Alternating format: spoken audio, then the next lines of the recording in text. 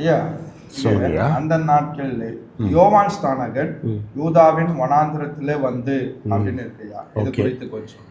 Okay, அந்நாட்களில் யோவான் ஸ்நானன் யூதேயாவின் வனாந்திரத்தில் வந்து. ஆமென். ஆமென். இப்போ அவருக்கு பேர் வந்து யோவான் ஸ்நானன் கிடையாது. அது வந்து நம்மள என்ன பண்ணிட்டோம், வச்சுக்கிட்டது. யோவான் ஸ்நானன் பைபிள் இருக்கே. அதாவது ஒரிஜினலி அவர் பேர் வந்து யோவான் தான் பாஸ். யோவான் தான். ஓகே, நமக்கு விளங்க பண்ணணும். யோவான் வந்து 2 யோவான் இருக்காங்கல்ல, யாருன்னு பிரிச்சு காமிக்கணுன்றதுக்காக ஞான ஸ்நானம் கொடுத்ததுனால அதனால தான் யோவான் ஸ்நானன். ஓ, அவருக்கு பேர் யோவான் ஸ்நானன் கிடையாது. தூதர்கள் வந்து சொன்னாங்கல்ல, தூதர் வந்து சொல்லும்போது அவருக்கு பேர் என்ன? ஆமா, யோவான் தான் வைக்க சொல்றாரு. ஆமா, எழுதியவர் காமிக்கிறார்ல. ஆமா, யோஹானன். ஹீப்ருல சொல்றது அந்த யோஹானன்.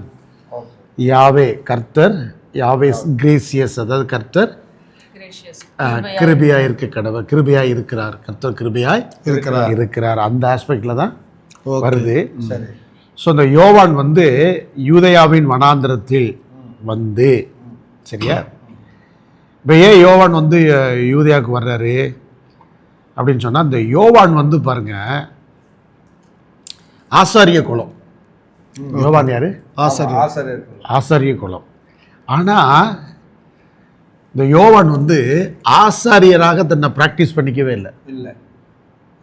சரியா? இவர் வேதம் என்னன்னு சொல்லுதுன்னா ப்ராஃபட்னு சொல்லுது. இவர் யாருன்னு சொல்லுது? இஸ் அ ப்ராஃபட், தீர்க்கதரிசி. சரியா? அப்படி என்ன தீர்க்க தரிசனம் சொல்லுகிறார்? இவருடைய வேலை என்ன? இவருடைய வேலை என்ன? இவரை ஏன் தேவன் தெரிந்து கொண்டார்? சரியா? அப்படியெல்லாம் நம்ம பார்க்கிறோம் தானே. கண்டிப்பாக. அப்போ இவர் பிறப்பு பரிசுத்த ஆவியினால் நிரப்பப்பட்டவராக, பரிசுத்த ஆவியினால் நிரப்பப்பட்டது பிறந்ததுலேருந்தே வர்றார். வந்து இஸ்ரவேல் ஜனங்களை என்ன செய்யணும்? திருப்பணும். சரியா? அப்போ ஏன் வனாந்தரம் அப்படின்னு சொன்னால், வனாந்தரத்தில் வந்து அப்படின்னு சொன்னால், வேதத்தை பொறுத்த வரைக்கும் பாஸ்டர், தேவனுடைய வார்த்தையை பெற்ற இடம் வனாந்தரம் தான். எகிப்தினுடைய காலகட்டத்தில் வனாந்தரத்தில் வார்த்தை கொடுத்ததுனால. ஏன் வனாந்தரம் அப்படின்னு பார்த்தீங்கன்னா, ஹீப்ரு பெர்ஸ்பெக்டிவ்ல பா மிட்பார் அப்படின்னா இந்த வில்டர்னஸ் அர்த்தம். பா மிட்பார் அப்படின்னாலே இந்த வில்டர்னஸ். சரியா பாஸ்டர்? அப்போ இந்த வில்டர்னஸ் அப்படின்னு சொன்னால், வனாந்தரம் அப்படின்னு சொன்னால், இந்த பா மிட்பாருங்கிறது தெவார்லேருந்து தான் வருது. அந்த வார்த்தை ஃபார்ம் ஆகுது. சரியா? அதனால தான் பா மிட்பாரும் தெவாரிமும் என்னாகமும் உபாகமும் அடுத்தடுத்த புஸ்தகமாக இருக்குது. காரணம் தான் வனாந்திரத்தில் தான் என்ன கிடைக்கும்? வார்த்தை கிடைக்கும். தெவார்னா வார்த்தை பாஸ்டமா, தெவாரிம் வார்த்தைகள். மிட்பார், பா மிட்பார், இந்த வில்டர்னஸ். அந்த ஆஸ்பெக்டில் அதனுடைய ரூட்டும் இதனுடைய ரூட்டும் சேம் தான், தெபார் தான். ரெண்டுமே தெபார்ல இருந்தால் அது ஃபார்ம் ஆகுது பாஸ்டர். சரியா? இப்போ ஏன் வனாந்திரத்துக்கு வருகிறார்? வனாந்திரத்துக்கு வந்து தான் வார்த்தைகளை கொடுக்கணும். அப்போ யோவானுடைய அழைப்பு என்னென்னா, ஆண்டவராகிய இயேசு கிறிஸ்துவை இந்த பூமிக்கு அறிமுகப்படுத்துவது. ஸ்தோத்திரம். சரியா? அதுதான் இவருடைய பிரதான வேலை. சரியா? இப்போ இவர் பரிசுத்த ஆவியினால் நிரப்பப்பட்டவர். ஆனால் இவர் ஒரு அற்புதமும் செய்யாதவர். இவர் யாருக்கு கைகளை வைத்தாலும் பரிசுத்த ஆவியை பெற முடியாது. சரியா? அப்ப இவருடைய காரியம் என்ன அப்படின்னு சொன்னா, வனாந்திரத்தில் வந்து இவருடைய ஊழியத்தை ஸ்டார்ட் பண்ணணும். ஆமென். வனாந்திரத்தில் ஒரு ஊழியத்தை ஸ்டார்ட் பண்ணணும். ஆமாம். அதாவது இங்கே நல்லா உங்களுக்கு ஒன்று சொல்கிறேன் பாஸ்டர். உங்கள் அழைப்பு கர்த்தரால் உறுதிப்படுத்தப்பட்டால் நீங்கள் பட்டணத்தில் இருக்க வேண்டிய அவசியம் அல்ல. வனாந்திரத்தில் இருந்தாலும் ஜனங்கள் வருவார்கள். நோக்கம் உங்களுடைய அழைப்பும் தரிசனமும் கொடுக்கப்பட்ட இடத்தில் இருந்தால் தேடி வருவார்கள். ஒரு பூவானது தனக்குள் தேனை வைத்திருந்தால் வண்டு தேடி வரும். ஆமென். ஆமென். ஒரு ஊழியக்காரனுக்குள்ளாக அபிஷேகமும் அழைப்பும் உறுதிப்படுத்தப்பட்டிருந்தால், கர்த்தரால் கொடுக்கப்பட்டிருந்தால், அதற்கு உண்டான ஜனங்களை கர்த்தர் கொண்டு வருவார். கொண்டு வருவார். ஆமென். ஆமென். ஹல்லேலூயா. இதான் நம்ம ஊழியத்தில் இருக்கிற வனாந்தரமாய் இருந்தாலும் அந்த இடத்துல கர்த்தர் ஜனங்களை கொண்டு வருவார். ஆமா பாஸ்டர், வனாந்திரத்திலிருந்து மனம் திரும்புங்கள் யார்கிட்ட பாஸ்டர் சொல்ல முடியும்? சொல்ல புரியுதா பாஸ்டர்? வாசி. வனாந்திரத்திலிருந்து சொல்ல முடியுமா? இங்கே தேவனுடைய அழைப்பு இருந்ததுனாலதான் இங்க ஜனங்கள் அவரை தேடி வந்தார். அந்த சொன்ன வார்த்தை இருக்குல்ல வனாந்திரத்தில். 3:3 இருக்கு. சொல்லுங்க பாஸ்டர். கர்த்தருக்கு வழியை ஆயத்தப்படுத்துங்கள், அவருக்கு பாதைகளை செவ்வை பண்ணுங்கள் என்று வனாந்தரத்திலே கூப்பிடுகிறவனுடைய சத்தம் உண்டென்று ஏசாயா தீர்க்கதரிசியினால் சொல்லப்பட்டவன் இவனே. ஆமென். ஆமென். இப்ப மனம் திரும்புங்கள், பரலோக ராஜ்யம் சமீபித்திருக்கிறது என்று பிரசங்கம் பண்ணுங்க. ஆமென். இப்ப என்ன பிரசங்கம்? மனம் திரும்புங்கள். அப்ப வனாந்தரத்துல யார் இருக்கா? ஒருத்தர் கூட கிடையாது பாஸ்டர். அதான் சொல்றேன், மனம் திரும்பணும் யாரும் சொல்றாங்க. ஆமென். ஆமென். ஊழியம் ஸ்டார்ட் ஆயிருச்சு, உங்கள் அழைப்பு உறுதிப்படுத்தப்பட்டு ஊழியம் இங்கே வனாந்திரத்தில் ஸ்டார்ட் ஆயிடுச்சுன்னா நீங்கள் பேசுகிற வார்த்தை வனாந்திரத்தில் தான் பேசுறீங்க. ஆனா எருசலேம்ல கேட்டுட்டு வர்றான். ஹல்லேலூயா. ஆமென். அதுதான் கர்த்தருடைய ஊழியத்தில் இருக்கிற மகத்துவம் அழைப்பினுடைய மகத்துவம். ஆமென். நீங்க யாருங்கிறது முக்கியம் அல்ல, சரியா? நீங்கள் எப்படிப்பட்டவர்கள் முக்கியம் அல்ல. அழைப்பு இருந்தா ஜனங்களை கர்த்தர் கொண்டு வருவார். அப்ப இவருடைய பிரசங்கம் என்ன சொல்லுது? மனம் திரும்புங்கள், பரலோக ராஜ்யம் சமீபமா இருக்கிறது. அது என்ன பாஸ்டர் மனம் திரும்புங்கள் வனாந்தரத்துல போயிட்டு? இப்ப இந்த மனம் திரும்புங்கள் சொன்ன உடனே யாருக்கெல்லாம் குத்துதுன்னு பாருங்க. எருசலேம்ல, யூதேயாவுல, எருசலேம்ல சுத்தி இருக்கிறவங்கள்ட்ட யாருக்கு இந்த வார்த்தை குத்துது? குத்துறவன் பூரா வந்துட்டான். பரிசேயர், சதுசேயர், அவனா அதெல்லாம் எக்ஸ்ட்ரா கேட்டகரி இல்ல. நார்மலா என்ன யார் யாரெல்லாம் வந்துட்டான்? சாதாரண ஜனம், எல்லாரும் வர்றான் பாஸ்டர்மா. இப்ப வந்தவங்க எல்லாம் யார் தெரியுமா பாஸ்டர்மா? இவர் வனாந்திரத்தில் பேசின வார்த்தை எங்கேயோ என்ன செய்யப்படுது? குத்தப்படுகிறது. குத்தப்பட்டதுனால தேடி வரா. வார்த்தை கிரியை செய்து, வார்த்தை என்ன செய்யுது?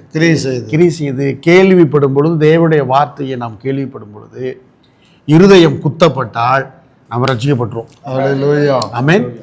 இருதயத்தை கடினப்படுத்தினோம்னா நம்ம எப்படி ஆள் இப்படி தெரியுமா பாஸ்? பேசுற ஆளை பாக்குறது, வார்த்தையை விட்டுறது. புரியுது உங்களுக்கு? பேசுற ஆள் யாரா? நம்ம ஜாதிக்காரனா, பின்புலம் இருக்கா, பணக்காரனா, இப்படி பாக்குறாங்க இல்லைங்க. அப்ப இங்க என்ன பண்ண? பிரபலமானவரா, பின்புலம் உள்ளவரா, பணம் கிடைக்குமா? சரியா பாஸ்? அப்ப இங்க எதை பார்க்க மறந்துடுறாங்க? வார்த்தை தான் குத்தி கூட்டிட்டு வரணும்.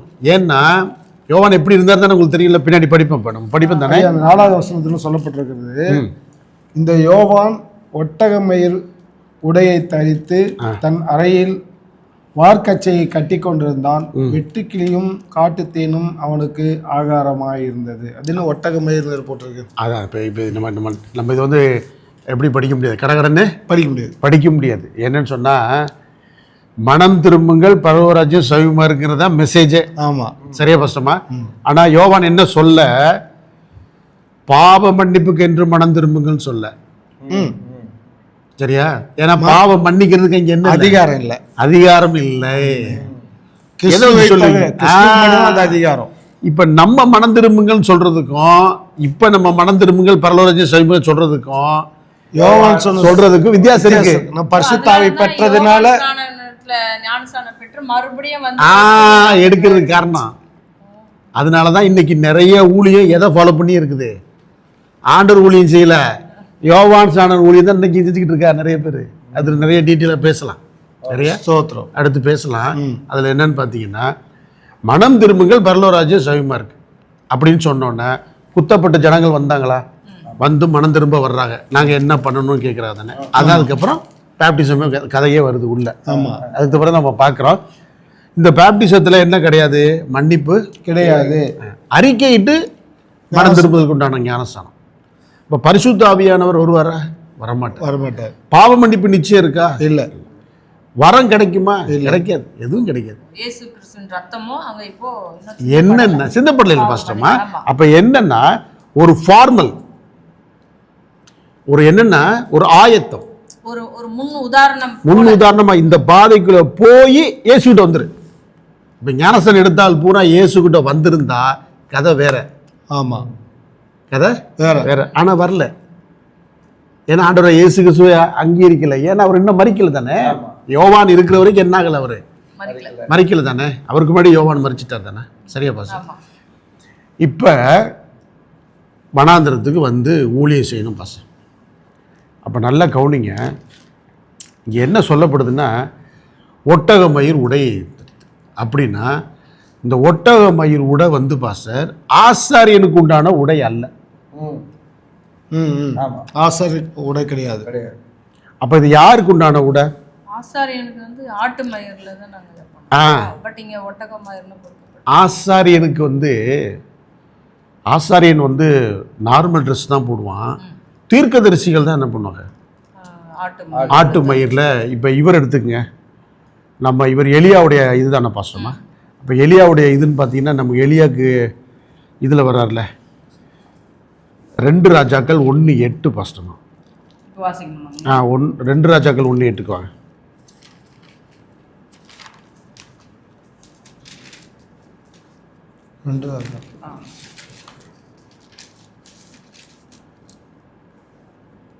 அதற்கு அவர்கள், அவன் மயிருடையை தரித்து வார்க்கச்சையை தன் அறையிலே கட்டி கொண்டிருந்தான் என்றார்கள்.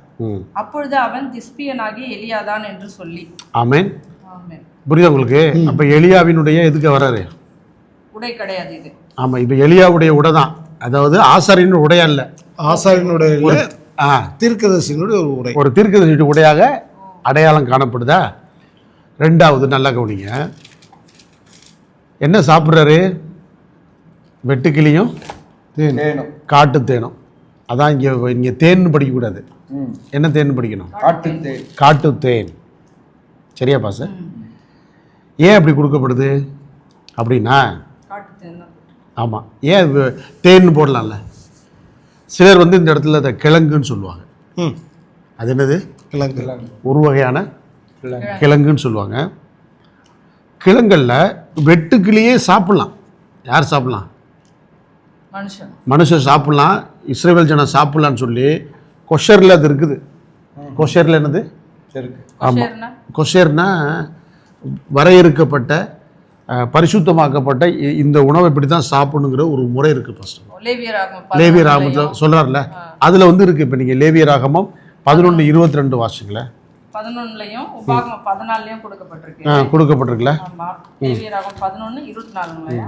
ஆமாம் பாஸ்டர், 11:22 வாசிங்களேன். 22 வெட்டுக்கிளி ஜாதியா இருக்கிறதையும் சோலையாம் என்னும் கிளி ஜாதியா இருக்கிறதையும் அர்கொல் என்னும் கிளி ஜாதியா இருக்கிறதையும் ஆகாபு என்னும் கிளி ஜாதியா இருக்கிறதையும் நீங்கள் புசிக்கலாம். ஆமென். இப்போ வெட்டுக்கிளி என்ன செய்யலாம்? புசிக்கலாம். என்ன பண்ணுவாங்க? மண்டையை எடுத்துட்டு, இப்போ அரேபியா வியட்நாம்லாம் இருக்குது பாஸ்டர்மா. வியட்நாம்லாம் இருக்குங்கய்யா. அப்படியே பெரிய இதில் போட்டு சட்டையில் கடை என்ன பண்ணிடுவாங்க? இந்த நெத்திலி பொரிக்கிறது மாதிரி பாஸ்டர்மா. மண்டை எடுத்துருவாங்க. மண்டை எடுத்துட்டு அப்படி சில அப்படியே போட்டு சாப்பிட்றாங்க. இதில் என்ன பியூட்டி அப்படி நீங்கள் என்ன இங்கே பார்க்கணுன்னா, ஊழியக்காரனுக்கு வனாந்தரத்தில் இருக்காரு. சரியா? சாப்பாட்டுக்கு மனுஷனை நம்பக்கூடாது. ஊழியத்தில் யாருக்கு நம்பக்கூடாது? மனுஷன் நம்பவே கூடாது. தேவன் அழைத்து வந்தால் யாரும் நம்பக்கூடாது? மனுஷன் நம்பக்கூடாது. அப்போ என்ன பண்ணுறாரு? வெட்டுக்கிளி எப்படி கிடைக்கும்? காட்டில் ஃப்ரீயாக கிடைக்கும். காட்டுத்தேன் எப்படி கிடைக்கும்? காட்டில் ஃப்ரீயாக கிடைக்கும். அதனால தான் நாட்டுத்தேன் கிடையாது. தேன் போடாமல் என்ன போடுது? காட்டுத்தேன். இப்போ ஒட்டக மயிர் இருக்கு பாருங்க.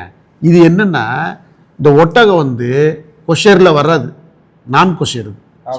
சரியா? ஒட்டக பால் சாப்பிடக்கூடாது, ஒட்டகம் தொடர்ந்து பண்ணக்கூடாது. இப்போ தோல் என்ன பண்ண மாட்டாங்க? ரொம்ப வேல்யூவான கிடையாது.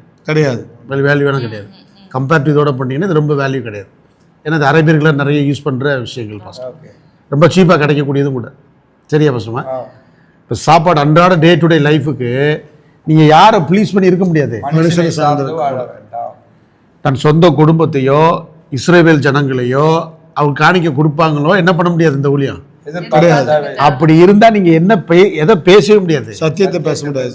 மனம் திரும்புங்கள்னு சொல்லவே முடியாது. 2 போட்டே இருப்பா தர வேண்டியது எனக்கு தாப்பா அதாங்க வரும். நீ ஆசீர்வாதமா இருப்பப்பா.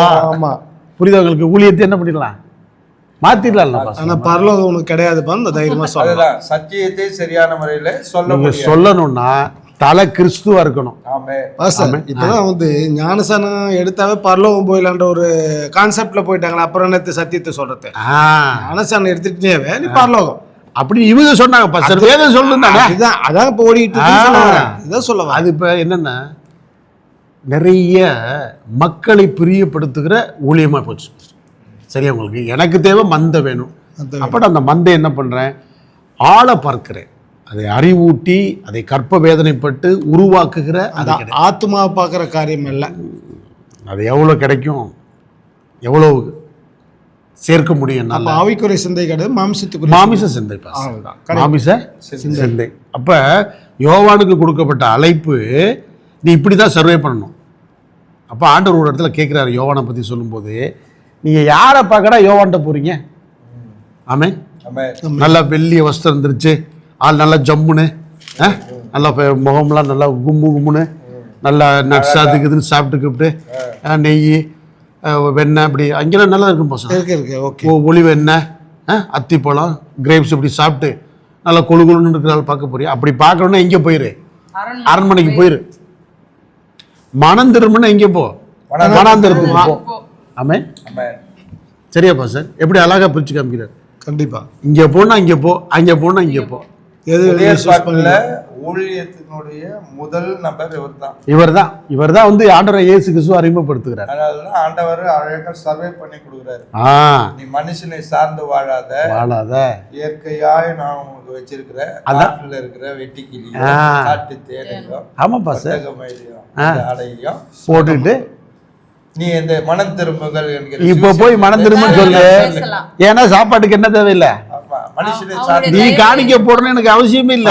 இப்ப சத்தியத்தை பேசினா அடுத்த சபைக்கு ஓடிறானே, அதுக்கு ஒரு கூட்டம் வா வான்னு. அதான் பாஸ், அது புரியாதனால பாஸ். இல்ல சொல்றேன், அதான் இருக்கிற உலகத்துல பிறகு சூழ்நிலையை நான் சொல்றேன். கரெக்ட். ஏன்னா கர்த்தர் வந்து ஊழியத்தில் அவரை சார்ந்து கொள்ள வேண்டும் விரும்புகிறார். ஏன்னா யோவானுடைய ஊழியத்தில் பாஸ்டமா நல்லா புரிஞ்சுக்கணும், வர செயல்படவே இல்லை, வார்த்தை மட்டும்தான். ஆமென். அதான் இருக்கிற கீ பாஸ். ஒரு அற்புதம் இல்லை, அடையாளம் அல்ல, சரியா? சுகமாக்குதல் நடக்கல, அந்நிய பாஷை பேசல, எதுவுமே பேசல. கண்டிப்பா சொன்ன வார்த்தை மனம் திரும்புங்கள் என்று சொன்ன வார்த்தை அப்படியே கிரிய செய்து பாஸ் திரளான ஜனங்களை கூட்டிட்டு வருது. ஆமென். அங்கே ஒரு காணிக்கை பெட்டி வச்சிருப்பாரு நினைச்சிங்களா? வைக்கல, ஏன்னா தேவையில்லையே, அவருக்கு தெரிஞ்சிருக்காது. கர்த்தர் நல்லவர். ஆமென். அப்படி வைக்க கூடாதுன்னு சொல்லிதான். அதனாலதான் பச ஏரோத சொல்றாரு, நீ செய்யறது தப்புன்னு. இல்லைன்னா ஏரோதோட 2 போட்டோ எடுத்துட மாட்டான் நம்ம. கண்டிப்பா பக்கத்துல 10 போட்டோ அங்கிட்டு போட்டு அந்த அம்மாவுக்கு என்ன பண்ணி, ராஜாத்தி அப்படி இப்படின்னு சொல்லி கெஞ்சி, நீ என்ன யாரை வேணாலும் வச்சுக்க ராஜாத்தி, ஒன்றும் புரிஞ்ச கர்த்தர் உன்னை ஆசீர்வதித்து காக்க கடவர், உன் பிறந்தநாள் சொல்லு வந்து ஜெபம் பண்றேன். ஆமா, உங்க அம்மா பிறந்தநாள் சொல்லு, மக பிறந்தநாள் சொல்லு, எல்லாத்துக்கும் நான் வந்து என்ன செய்யறேன், ஜெபம் பண்ணி கர்த்தர் உன்னை ஆசீர்வதிக்கிறார். நீ வனாந்தரத்துக்குலாம் வர வேணாம், வனாந்தரத்துல நீ வர, நாங்களே வர்றோம். காணிக்கை மட்டும் நினைச்சிங்க எல்லாம் கொடுங்க, எல்லா ஆசீர்வாதத்தையும் கொண்டு வந்துடுறேன். ஆமென். இப்படி போயிருப்போம். ஆமென். அதனாலதான் கர்த்தர் சொன்னாரு, மனம் திரும்புங்கள், பரலோக ராஜ்யம் சமீபத்தில் இருக்கிறது. ஆண்டவர் சொன்னதுக்கும் மனம் திரும்புங்கள் சொன்னதுக்கும் யோவான் சொன்னதுக்கும் இதான் வித்தியாசம். ஆமென். சொல்லுங்க பாஸ்டர்.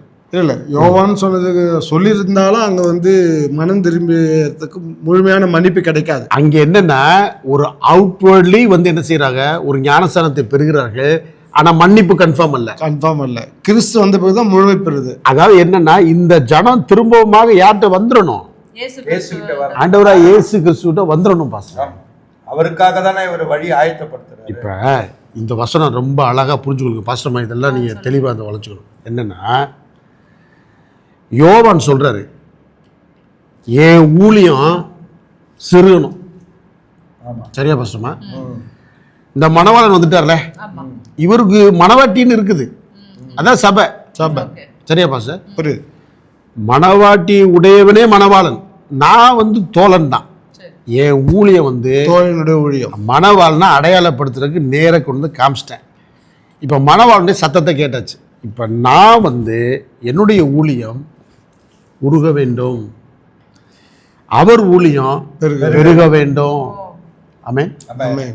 அதனால தான் யோவான்சானுடைய சீசர்கள் வந்து சொல்கிறாங்க, இயேசு அதே அநேக பேரை ஞானசானம் கொடுக்குறாரப்பா, நீ என்ன கொஞ்சம் பேர் கொடுத்தா நம்ம எதாவது பேசி கீசி என்ன பண்ணுவோம், ஒரு பிரச்சனை பண்ணி ஒரு பாலிடிக்ஸ் பண்ணுவோம்னு சொல்லும்போது தான் சொல்கிறாரு, யோவானு கூப்பிட்டு சொல்கிறாரு, நான் சிறுக வேண்டும். அதாவது நான் என்னென்னா, என்னுடைய ஊழியம் மனந்திருவர்கள் பரலோக ராஜ்யம் சமயமாக இருக்குன்னு சொன்ன என்னுடைய ஊழியம் வந்து சுருகணும், மணவாட்டியுடைய மணவாளனுடைய ஊழியம் பெருகணும். இன்னைக்கு இது தெரியாம நம்மளுக்கு நிறைய பேர் ஜெபத்திலே சொல்லுவாங்க, அவர் பெருகவும் நான் சிறுகவும். பாத்தீங்களா, அது நமக்கு பொருந்தாது, நமக்கு பொருந்தாது. நம்ம மணவாளனுடைய ஊழியம் செய்யணும், நம்மளே மணவாட்டி தானே, நம்ம ஏன் சிறுகிறோம்? நம்ம கிறிஸ்துவுக்குள் பூரண வளர்ச்சி, நான் சிறுக வேண்டிய அவசியமே இல்லை. ஆமென். அதனால யோவானுடைய ஊழியம் என்ன, வனாந்தர ஊழியம் என்ன, ஆண்டவராக இயேசு கிறிஸ்துடைய கொல்கத்தாவில் இருக்கிற மனம் திரும்புதல் ஊழியம் என்ன, ரெண்டு டோட்டலி டிஃப்ரெண்ட்.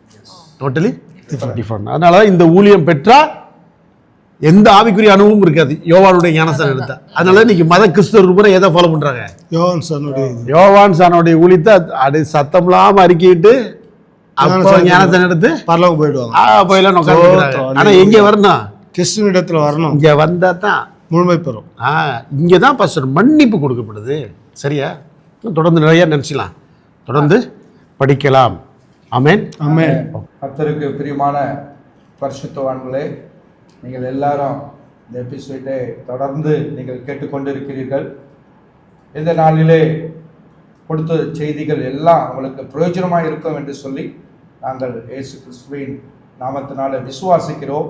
தொடர்ந்து இப்படிப்பட்ட அநேக ரகசியங்கள், வேதத்தில் உள்ள அநேக ரகசியங்களை நாங்கள் பேச இருக்கிறோம்.